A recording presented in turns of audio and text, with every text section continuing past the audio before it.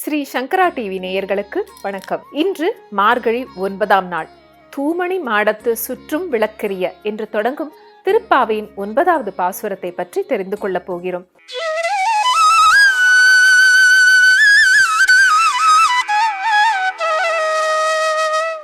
பாசுரங்கள் 6 15 வரை தோழிகளை எழுப்பும் பாசுரங்கள். 6 முதல் 8 வரை விடிந்ததற்கான அடையாளங்களை குறிப்பிட்டு தோழிகளை எழுப்புகிறாள். 9வது பாசுரத்தில் விடிந்ததற்கான அடையாளங்கள் சொல்லப்படவில்லை. திருப்பள்ளி எழுச்சி என்பது பகவானுக்கு மட்டுமே என்று எல்லோரும் நினைத்து கொண்டிருக்கிறார்கள். விஸ்வாமித்திரர் ராமனுக்கு மட்டுமே திருப்பள்ளி எழுச்சி பாடினார். பெரியாழ்வார் கண்ணனுக்கு மட்டுமே பாடினார். தொண்டரடி பொடி ஆழ்வார் அரங்கனுக்கு மட்டுமே பாடினார். இப்படி பெருமாளை உறக்கத்திலிருந்து எழுப்ப பலர் இருந்தாலும் ஆண்டாள் மட்டுமே பாகவதர்களாகிய பக்தர்களை எழுப்பி அடியாருக்கு அடியாராக இருக்கிறார். இனி 9வது பாசுரத்தின் விளக்கத்தை பார்ப்போம். பரிசுத்தமான மாணிக்கங்களால் கட்டப்பட்ட அழகிய மாளிகையில் நாலாபுறமும் விளக்குகள் பிரகாசமாக எரிகின்றன. வாசனை திரவியங்களின் புகையால் அந்த இடம் முழுவதும் நறுமணம் கமழ்கிறது. அங்கே மென்மையான படுக்கையில் நித்திரையில் ஆழ்ந்திருக்கின்ற மாமன் மகளே, மாணிக்க கதவின் தாழ்பாளை திறப்பாயாக. மாமியே, உள்ளே உறங்குகிற உன் மகளை எழுப்ப மாட்டீர்களா? அவள் வாய்ப்பேச இயலாதவளோ, அல்லது காதால் கேட்கும் திறன் இல்லாதவளோ, அல்லது பேருறக்கம் உடையவளாக இருக்கின்றாளோ? படுக்கையில் நினைவற்றவள் போல் ஆழ்ந்த மயக்கத்தில் கிடக்கின்றாளோ, அல்லது மந்திரத்தால் கட்டுப்பட்டு உணர்விழந்து கிடக்கிறாளோ? அளவிடப்பட முடியாத ஆச்சரிய செயல்களை செய்பவன் அந்த மாயன். திருமகள் கணவனாகிய மாதவன் அவனை மாயவனே, மாதவனே, திருவைகுண்டநாதனே என்று பலவாறு துதிக்கிறோம். எம்பெருமானின் திருநாமங்கள் பலவற்றை வாயார கற்றிருக்கிறோம். இனியாவது உன் மகள் அதை உணரட்டும். பாவியே, எழுந்து வா என்று தோழியை துயிலெழுப்புகிறார் ஆண்டாள். ஆண்டாள் பிறந்தது ஸ்ரீவில்லிபுத்தூரில். ஆயர்பாடியில் அவருக்கு ஏது மாமன் என்று நினைக்க வேண்டாம். ஆண்டாள் தன்னை கோபிகையாக நினைத்து கொண்டதால் அந்த பாத்திரமாகவே மாறிவிடுகிறார். ஒரு மகாபாரத நிகழ்வை தெரிந்து கொள்வோம். பாண்டவர்கள் போரில் வெற்றி பெற்று ராஜ்ய பொறுப்பேற்றனர். அஸ்வமேத யாகம் ஒன்றை செய்தனர். அதில் பெரிய அளவில் தானங்கள் செய்யப்பட்டன. இப்படிப்பட்ட பக்தி ஸ்ரத்தையான யாகத்தை வேறெங்கும் பார்க்க முடியாது என்று எல்லோரும் பேசும்படியாக இருந்தது. அப்போது யாகம் நடந்த இடத்திற்குள் பெரிய சத்தத்துடன் ஒரு கீரிப்பிள்ளை நுழைந்தது. அதன் உடலில் ஒரு பகுதி தங்கமாக இருந்தது, மறுபகுதி சாதாரண உடலாக இருந்தது. அங்கே கூடி நின்றவர்களை பார்த்து பேசியது. நீங்கள் செய்யும் இந்த மாபெரும் யாகம் குருக்ஷேத்திரத்தில் வசிக்கும் ஒரு அந்தனின் ஒரு பிடி மாவுக்கு ஈடாகாது. ஆகையால் பெரிய யாகம் நடத்திவிட்டதாக கர்வம் கொள்ள வேண்டாம் என்று கூறியது. அங்கிருந்தவர்கள் கீரிப்பிள்ளை பேசியதை கேட்டு அதிர்ச்சி அடைந்தார்கள். கீரியே, எதை ஆதாரமாக கொண்டு இப்படி பேசுகிறாய்? இந்த யாகத்தில் எல்லாமே முறைப்படித்தான் செய்விக்கப்பட்டன. பலவிதமான தானங்கள் அளிக்கப்பட்டன. வந்தவர்கள் எல்லோரும் திருப்தியோடு திரும்பினார்கள். அப்படி இருக்க ஒரு பிடி மாவுக்கு ஈடாகாது என்று எப்படி சொல்கிறாய் என்று அங்கிருந்தவர்கள் கேட்டனர். கீரிப்பிள்ளை பேசியது.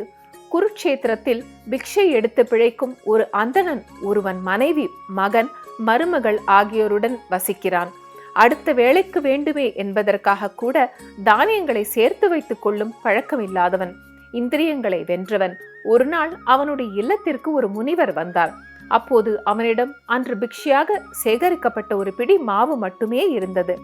நால்வரும் சாப்பிடுவதற்காக அதை 4ஆக பிரித்து ஆளுக்கொரு பாகமாக வைத்திருந்தனர்.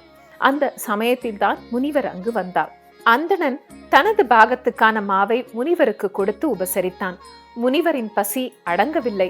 உடனே அந்தணரின் மனைவி தன் பாகத்தையும் கொடுத்தாள். அதன் பின்னரும் முனிவர் போதுமென்று சொல்லாததால் மகனும் மருமகளும் தங்களுடைய பாகங்களையும் முனிவருக்கு கொடுத்தனர்.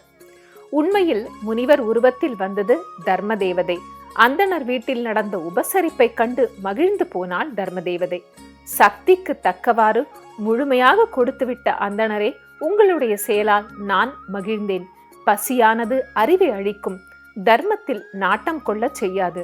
1000 கொடுக்க சக்தி இருக்கும் போது 100 கொடுப்பவன், 100 கொடுக்க சக்தி இருக்கும் போது 10 கொடுப்பவன், சக்திக்கு தக்கபடி தன்னிடம் இருப்பதை கொடுப்பவன் ஆகியோர் வாழும் உலகில் தன்னிடம் இருப்பதை அப்படியே கொடுப்பவனே மேலானவன்.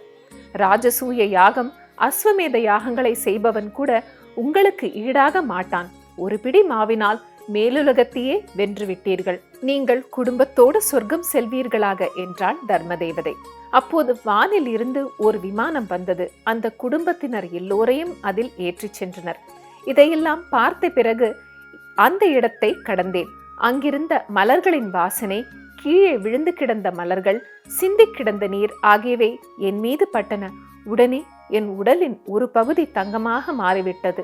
உடலின் மீதமிருக்கும் பகுதிகளும் தங்கமாக வேண்டும் என்று விரும்பினேன். அதற்காக பல தபோவனங்களில் சஞ்சரித்தேன். யாகசாலைகளுக்கும் சென்றேன். அப்போது தர்மபுத்திரர் சிறப்பான யாகம் செய்வதாக கேள்விப்பட்டு இங்கே வந்தேன். இங்கேயாவது என்னுடைய உடலின் மீதி பாகம் தங்கமாக மாறும் என்று எதிர்பார்த்தேன். ஆனால் தங்கமாகவில்லை.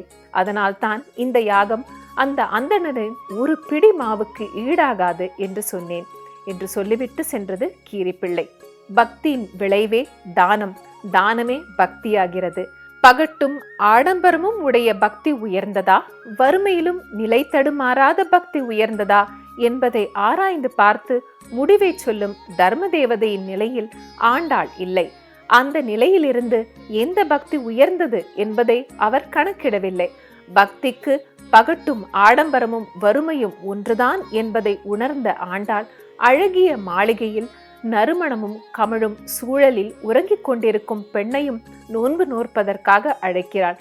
பக்திக்கு வித்தியாசங்கள் இல்லை என்பதே கடவுளின் முன் அனைவரும் சமம் என்று சொல்கிறோம். ஆனால் கோவில்களில் தரிசனம் செய்ய அதிக கட்டணத்துக்கு சிறப்பான தரிசனம், பணமில்லாதவர்களுக்கு தொலைவில் தரிசனம் என்ற நிலையை இன்று நாம் பார்க்கிறோம். நிச்சயமாக இது ஆண்டாள் விரும்பும் பக்தியாகாது. ஆத்மாவை தட்டி எழுப்பி பக்தியை விதைக்கும் மார்கழியை போற்றுவோம். பெருமாளையும் ஆண்டாளையும் போற்றுவோம். அனைத்து நலன்களையும் பெறுவோம். மார்கழி மகத்துவம். மீண்டும் நாளை சந்திப்போம். நன்றி.